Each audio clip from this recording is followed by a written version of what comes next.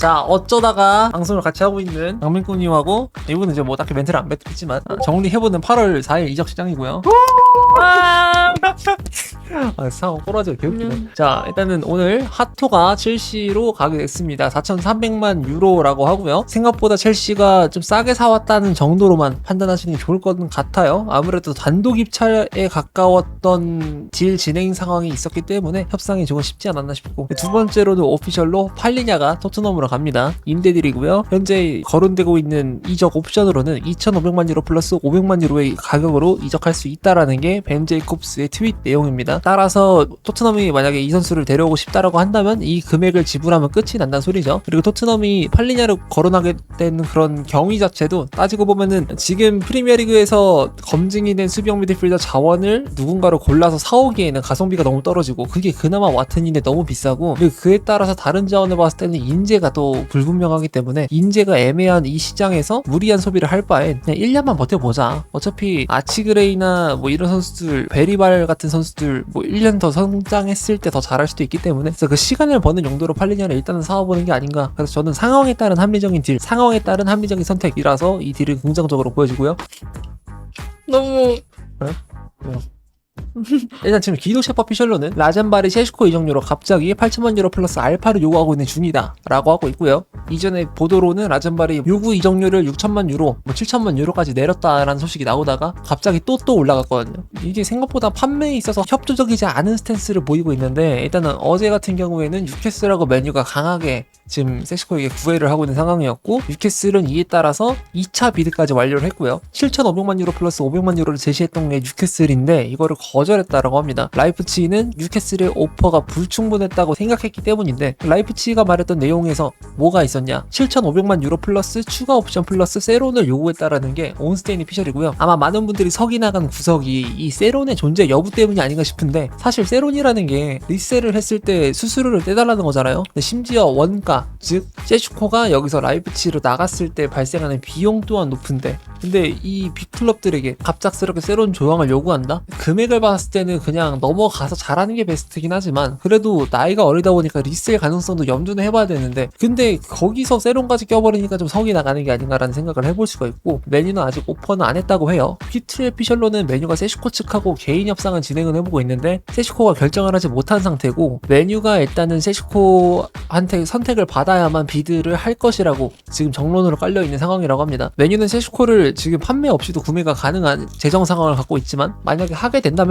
그냥 장부 때문에 내년까지 뭐 선수 판매를 해서 채워야 된다, 이 정도, 별 리스크가 없이 진행이 가능하다. 그래서 메뉴는 조금 더 자유도가 확실하다, 뭐 호일룬을 팔아야만 이들이 진행이 가능하다가 아니라는 소리죠. 생각보다 여유로운 상황이라고 볼 수가 있고, 그리고 이제는 이삭인데, 이삭이 개인 훈련 마치고 뉴캐슬로 복귀한 상황이죠. 그리고 세슈코가 영입이 되면 이삭은 90% 확률로 떠날 것이라고 지금 보여지는 게 다우니 뉴캐슬 전담 대장 기자의 피셜이고, 구단 간합의가 없다는 전제 하에는 팀 훈련도 복귀를 할 것으로 보인다고 하는데, 이삭이 빡친 이유가 다우니 피셜론 처음으로 나와 있습니다. 이삭은 뉴캐슬이 전보다 더 많은 급여를 주거나 이적 허용 약속을 해주기로 했었는데, 이걸 모두 다 어겼다고 생각을 해서 좌절감과 분노에 휩싸여 있다고 하는데, 지금 이삭이 요구하는 액수가 좀 많이 터무니없긴 해요. 그래서 이걸 보면은 얘는 그냥 나가고 싶어 하는 것 같아. 왜냐면 이걸 어디서 알 수가 있냐면, 이삭이 요구하는 지금 주급이 30만 파운드거든요. 지금 브루노 기마랑이스가 16만 파운드로 1등이고요. 앤서니 고든이 15만 파운드로 2등, 그리고 조엘린턴이 15만 파운드로 공동 2등을 달리고 있으며,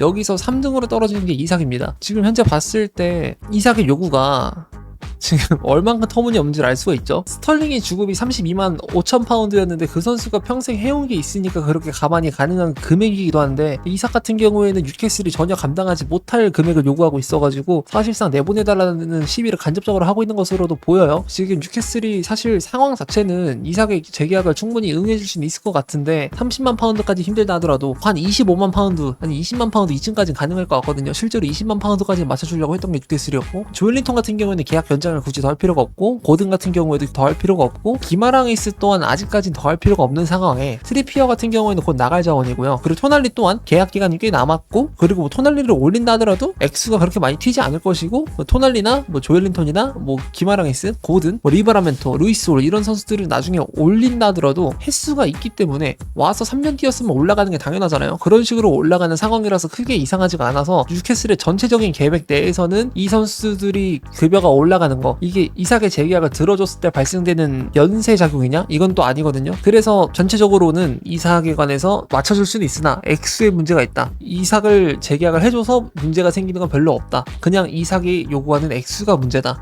라고 볼 수가 있을 것 같아요. 그리고 실제로 상승폭도 그렇게 크지 않을 수가 있는 게 루이스 홀은 지금 1200만원 받고 뛰고 있고요. 리브라멘토의 주급은 1억이 되지 않습니다. 이런 거 보면은 주축 라인으로 잡힌 선수들의 급여가 생각보다 낮기 때문에 주급 상승에 관한 생각은 이미 뉴캐슬은 하고 있었을 것으로 보여요. 코프가 말하기로는 이삭은 당연히 리버풀로부터 아직은 포기가 된 대상이 아니고, 그리고 뉴캐슬이 대체자를 영입하게 되면은 반드시 곧바로 두 번째 비드를 할 예정이라고 하고요. 그리고 온스테인이 말하기로는 아릴랄이 누네스를 최우선 타깃으로 설정을 했다고 합니다. 생각보다 굉장히 직접적인 조치를 취할 것으로 보인다고 트윗에 나와 있고, 그리고 지금 누네스가 유럽 쪽으로 연결된 클럽은 밀란 정도가 있는데, 롱고가 말하기로는 누네스는 밀란의 최우선 타깃이지만 그 길은 험난하다. 이정료랑 연봉 모두 문제인 상황. 여기서 밀란이 염두하고 있는 이정료는 누네스의 몸값으로 5,500만 유로, 650만 유로의 세후 연봉인데 주급이 3억이 좀 넘어갈 것으로 책정을 하고 이정료가 5,500만 유로쯤이 될 거라고 책정을 해놨지만, 로마노가 말하기로는 누네스의 이정료에 관해서 리버풀이 6,500만 유로를 고수 중이라고 하고요. 밀란은 구단 간 접촉은 없고 선수랑만 얘기를 가볍게 해본 상태가 끝이라고 합니다. 디마르지오 또한 이걸 인정을 했어요. 밀란의 최우선 타깃은 누네스가 맞다. 차선책으로는 칼리무엔도, 블라우비치, 호일룬 등이 있는 상황. 아릴랄도 관심이 있기 때문에 선수에게 접촉을 한 상황이라고 나와 있고, 그리고 재미있는 소식이 나왔어요. 토트넘은 손흥민이 떠난 이후에 호드리그 영입 가능성을 검토 중이고, 호드리그는 1,700만 파운드 연봉을 요구할 것이라고 합니다. 이게 지금 환화로 약 환산을 해봤을 때 주급 5억이 조금 넘어가거나 아니면 4억 후반대쯤으로 지금 보이고 있는 액수고요. 이쯤 되면은 리그 내에서 베스트급은 당연히 들어가야 되는 액수를 당당하게 요구하고 있는 상황이라서 이게 걸림돌이 될 수도 있을 것으로 보이고, 근데 뭐 지금까지 나온 소식으로는 호드리그는 토트넘을 타깃으로 삼고 있지는 않아서 어떻게 될지도 봐야 될 것 같고요. 그리고 뉴캐슬이 지금 생각보다 세슈코딜에 관해서 꽤나 밀릴 수도 있는 상황으로 보이는데, 세슈코딜이 불발될 시에 그리고 이삭이 나갈 시에 뉴캐슬은 빠르게 대체자를 찾아야 되기 때문에 많은 타깃들한테 계속 편지를 돌리고 있죠. 첫 번째로는 부르고스가 말한 내용으로는 오모르디온, 사모 오모르디온 아게오와 라는 선수한테 지금 관심을 보이고 있는데, 포르투는 이전에 말했던 것처럼 신사협정으로 설정해 놓은 금액 8천만 유로를 요구 중이라고 합니다. 바이아웃은 1억 유로이나 포르투가 지금 합의한 금액은 8천만 유로인데, 근데 지금 8천만 유로면은 솔직히 사모 오모르디온을 사오는 것보다는 세슈코를 사오는 게 더 확실하고 가성비가 좋은 딜로 보여지거든요. 이 딜은 사실상 좀 힘들 것으로 보이고, 지금 와킨슨 또한 얘기가 나오고 있는데 리라이더가 말하기로는 영입 리스트에 넣어놓은 정도라고 합니다. 그리고 로마노, 첼시 가르나초 곧 협상할 건, 첼시 쪽으로 가르나초는 매우 합류하고 싶다라는 의사가 엄청 많다고 하고요. 그리고 나폴리는 스털링과 협상을 시작하지 않았고 선수 측이 나폴리에 제안한 상태가 끝. 풀럼이 스털링한테 매우 강한 관심을 드러내고 있다라는 내용이 있고, 생각보다는 스털링에 관해서 나폴리가 관심을 드러내고 있지는 않아서 매각이 좀 힘들 수도 있을 것 같아요. 그리고 온스테인, 토마스 파티가 비아레알로의 이적이 임박됐다고 합니다. 지금은 뭐 성폭행 강간 이슈로 지금 막 얘기가 나오고 있긴 하지만, 그걸 떠나서 파티의 실력은 워낙에 좋기 때문에 비아레알 쪽에서 빠르게 낚아채는 것으로 보이고, 아무래도 뭐 FA다 보니까 하고, 로마노, 라젠발은 시몬스 협상에 관해서 첼시에게 조지까지도 문의해봤다고 합니다. 애초에 첼시가 이걸 먼저 요구하진 않았고요. 별도의 딜이라고 지금 보여지고 있고, 분데스리가 여러 팀들이 조지 영입에 관해서 관심이 있는 것으로 보았을 때 이번 여름에 조지가 팔릴 수도 있을 것 같아요. 그리고 압델라와 불마가 말하기로는 자바르니 딜 결과는 다음 주에 자바르니의 PSG 행을 위한 모든 준비가 완료된 상황이라고 합니다. 이 이적료로는 로마노가 말했을 때 6,500만 유로, 이전에 7,000만 유로 얘기 나왔을 때 좀 합의가 잘 안 됐던 거로 봤을 때는 갑자기 왜 가격이 내려가는지 모르겠지만 로마노 피셜로는 일단 이렇다고 합니다.